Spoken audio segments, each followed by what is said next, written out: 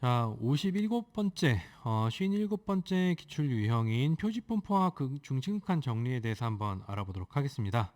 자, 표지분포와 중심극한 정리, 뭔가 되게 무서운 그 내용 같은데, 실제로는 원래 이거를 다 이해하려면 되게 무서운 내용이 맞아요. 내용이 맞는데, 일단은 그냥 간단하게 보도록 할게요. 표지분포하고 중심극한.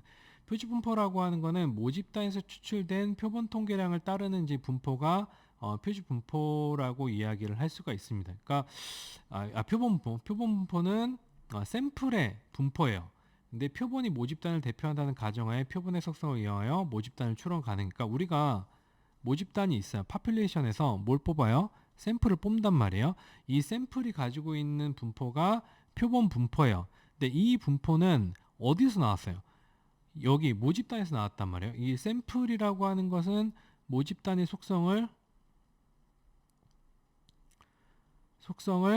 가지고 있죠. 모집단의 속성을 가지고 있기 때문에 자, 샘플은 모집단의 속성을 가지고 있기 때문에 샘플의 분포는 모집단의 분포를 따를 가능성이 있는 거죠. 그 따를 가능성이 있기 때문에 우리는 이거를 가지고 샘플을 가지고 모집단을 추론을 할 수가 있습니다. 요걸 갖다 우리가 이제 그 속담으로 얘기하면 하나를 보면 열을 난다라고 이야기를 할 수 있는 거예요. 근데 그 하나가 어때야 되는 거야? 하나가 정말 크리티컬해야 되고 모집단을 대표해야 된다라는 겁니다. 자, 근데 이 표지 분포는 표본들이 가지는 평균들이 나타내는 분포예요. 자, 근데 여기서 우리가 질문 하나. 우리가 연구를 할 때 표본을 갖다가 하나만, 그러니까 어떤 한 샘플을 한번 연구를 하지, 이거 갖다 막 여기서도 뽑고 저기서도 뽑고 매번 이제, 물론 이제 연구에 따라 다르긴 한데, 어쨌든 연구해서 결과 내는 건 딱 한 번이란 말이에요. 자, 근데 여기서 표본들이 가지는 평균들이 나타내는 분포라고 이야기하는 게 잠깐 이해가 안 될 수가 있어. 왜 나는 한번 자료를 수집해갖고 그거를 그러니까 통계 내가지고 결과를 내는 건데 왜 표본들이라고 이야기를 할까라고 하는데, 그건 이제 여기서부터 수학적인 내용이 들어가게 되는 거예요. 자, 모집단이 정규 분포일 경우 표본 평균의 분포도 정규 분포를 따른다라고 하는데, 자, 요거를 간단히 설명을 하자면은, 자, 우리는 모집단에서 한 번 뽑아요. 색깔이 좀 다른 걸로. 모집단에서 지워서 다시. 모집단이 이렇게 있으면은 파퓰레이션이 이렇게 있으면 여기서 이제 한 번 뽑단 말이에요. 자, 그럼 얘는 누구의 속성을 가지고 있어요? 여기 이제 빨간 게 이렇게 막 있으면은 여기도 빨간 게 이렇게 막 있단 말이에요. 그러니까 모집단의 속성을 가지고 있기 때문에 얘를 가지고 뭘 만드냐면 얘를 추론할 수 있는 무언가를 만드는 거야. 그리고 이제 요거는 이제 시험에 나오는 거라기보다는 그냥 이 표지 분포라는 거에 대해서 간단히 설명을 하자면은, 얘를 무한 복제를 해가지고 뭘 만드는 거야? 얘를 이제 만드는 거예요. 그러니까 그건 이제 수학적으로 하는 거고, 실제로 검증 과정에서는 그건 누가 해줘요? 수학하시는 분들이 미리 다 계산을 해놓고 이건 이렇게 하는 거다라고 해놓고 우리는 뭐만 하면 돼요? 그걸 이용만 하면 되는 거예요. 그리고 그런 일련의 과정들은 누가 해줘요? 통계 프로그램이 다 해줘요. 그러니까 우린 신경 쓸 필요가 없어요. 문제를 맞추기 위해서는 표지 분포라고 하는 거는 표본들이 가지는 평균들이 나타내는 분포다. 뭔가 잘 이해 안 되고 좀 약간 깨름칙하긴 한데 외우세요. 만약에 표지 분포에 대해서 마찬가지로 이제 궁금하면은 제 거 이제 표지 분포 영상을 보고 이해를 하시면 될 것 같아요. 제 거 뭐 자연스럽게 뭔가 그 광고를 하는 건 아니고 일단은 뭐 궁금할 수 있으니까. 자, 여기서 그걸 일일이 설명하고 있으면 이제 시간도 없으니까 딴 데로 빼는 겁니다. 자, 모집단이 정규 분포일 경우 표본 평균의 분포도 정규 분포를 따릅니다. 자, 얘가 정규 분포면 뭐다? 우리가 뺀 것도 정규 분포를 따른다요.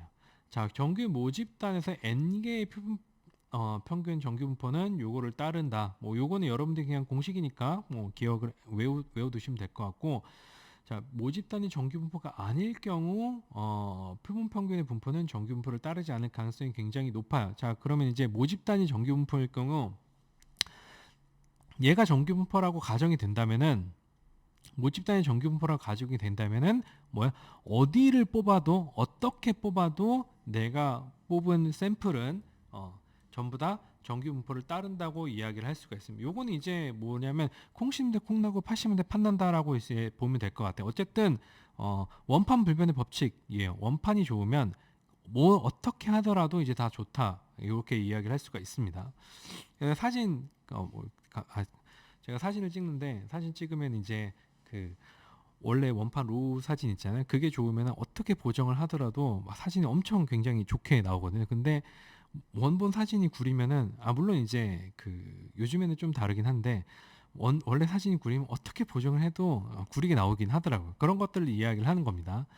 자, 표본 평균의 분포 분산은 표본의 크기에 따라 달라진다고 하는 게 요게 이제 내가 요 파퓰레이션 모집단에서 몇 개를 뽑느냐에 따라서 표본 평균의 분포의 분산은 표본의 크기에 따라 달라져요. 그러니까 10개를 뽑을 때랑 100개를 뽑을 때랑 1000개를 뽑을 때랑 10,000개를 뽑을 때랑 이 표본의 분산이 이제 달라진다라고 하는 거죠. 그 말은 내가 이제 물론 이전에 우리가 얘기했을 때 뭐라고 얘기했어요? 여기서 얘가 정규분포라고 하면은 얘도 정규분포를 따른다라고 하는데 자, 근데 내가 10개를 뽑을 때는 굉장히 우연히도 굉장히 극단적인 집단이 뽑힐 때가 있어요. 그러면 이제 어떻게 보면은 분산이 굉장히 넓어지겠죠. 근데 10,000개를 뽑으면은 사람들이 굉장히 오밀조밀하게 뽑힐 거라면 그러면 이제 분산이 굉장히 작아지겠죠. 그런 의미예요. 자, 그랬을 때 우리가 중심극한 정리라고 라는 게 있는데 이것도 여러분들 외워야 됩니다. 외워야 돼요. 표본 크기가 일정 사례 이상의 경우 그 일정 사례의 기준이 되는 게 30개예요. 30개 이상의 경우 모집단위 분포와 관계없이 표본 평균의 분포는 정규 분포를 따른다라고 하는 정리가 있어요. 요거는 여러분도 마찬가지로 암기해야 돼요. 자, 우리가 뭐 실험 연구라든지 아니면 집단이나 이런 것들을 연구할 때 한 셀 안에 한 집단 안에 20명이니 30명이니 뭐 이런 얘기를 했잖아요. 근데 일반적으로 이제 이 중심간 정리에 따르면은 한 집단은 30명씩 구성되는 게 뭘 만족한다? 이 중심간 정리에 의해서 정규 분포를 만족한다라고 이야기를 할 수가 있어요. 자, 근데 29명은 안 되나요? 근데 그럼 내가 한 명이 모자른 29명 안 되나요?라고 얘기를 하면은 일단은 기준은 30명이기 때문에 기준은 그렇게 이야기를 하는데 또 실질적으로 연구를 할 때는 약간의 그 버퍼가 있기 때문에 내가 또 여기서 그 정도는 괜찮다라고 얘기하면 또 고지고들이 믿겠지. 안 돼요. 30개 맞춰야 돼요. 그 외에 나머지는 뭐 이런 거는 사회조사 분석 시험에 나오진 않는데 여담입니다. 제가 정규분포를 따른다고 하는데 요걸 갖다가 시뮬레이션을 해봤어요. R로 시뮬레이션을 해서 이제 그래프를 하나씩 하나씩 그려봤거든요. 그랬을 때 한 개 뽑았을 때, 5개 뽑았을 때, 30개, 100개, 500개 뽑았을 때, 1000개 뽑았을 때 점점 이제 이 분포의 모양이 어때요? 정규 분포 형태를 따르게 되죠. 근데 어디부터 약간 정규 분포 형태를 따르기 시작하냐면은 30개 정도부터 시작을 하면 30개 정도부터 약간 정규 분포 모양을 따르기 시작을 해요. 그게 이제 요 중심간 정리를 갖다가 R로 이제 시뮬레이션 해서 그래프를 그려본 거거든요. 그러니까 요거는 여러분들이 혹시 R을 할 줄 알면은 요 코드를 짜가지고 R에서 한번 그려보세요. 그려보면은 뭐 이런 그림을 이제 그릴 수가 있을 겁니다. 자, 아무튼 중심간 정리가 뭐다? 30개 이상이면은 그러니까 30개 이상이면 우리가 뭐라고 얘기할 수 있냐면 펜 하나 더 추가할게요. 무슨 색으로 할까요? 완전 빨간색. 두께는 8포인트로. 풀투명들은 이렇게 하고. 자, 30개 이상의 30개 이상의 경우는 우리는 뭐라고 하냐면 대표본이라고 이야기를 해요. 이 대표본이 이거예요. 큰 표본. 큰 표본이라고 이제 이야기를 하고 이거 이상이면은 우리가 보통 이제 모수 검정이라고 이야기를 하고 이거보다 작으면은 비모수 검정 뭐 이런 식으로 이야기를 합니다. 그리고 이 대표본과 대표본이 아닌 거에 따라서 우리가 앞에서 얘기했던 어떤 검증 중에 뭐 T를 사용하네 아니면 그냥 일반 그 정규분포 이걸 사용하네 뭐 이런 것도 나눠지거든요. 그것도 나중에 다른 기출 이용해서 또 알아보도록 하겠습니다. 자, 이거 너무 크다. 좀 줄이고 오케이. 문제 볼게요. 중심극한 정리는 어느 분포에 해당하는 거냐면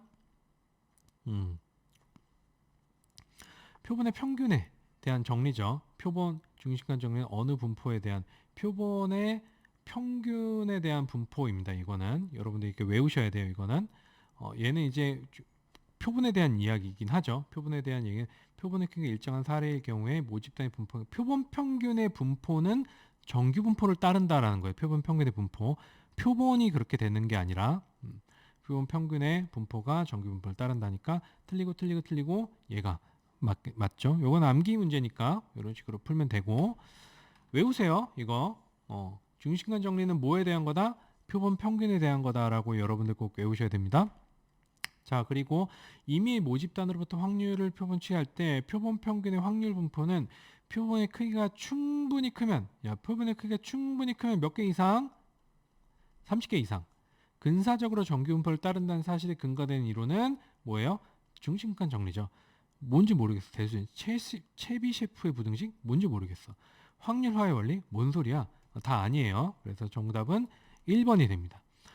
자, 이렇게 해서 중심간 정리하고 표시분포에 대해서 간단히 정리를 해봤고요. 이제 다음 기출 유형에 대해서 다른 내용을 또 알아보도록 하겠습니다. 수고하셨습니다.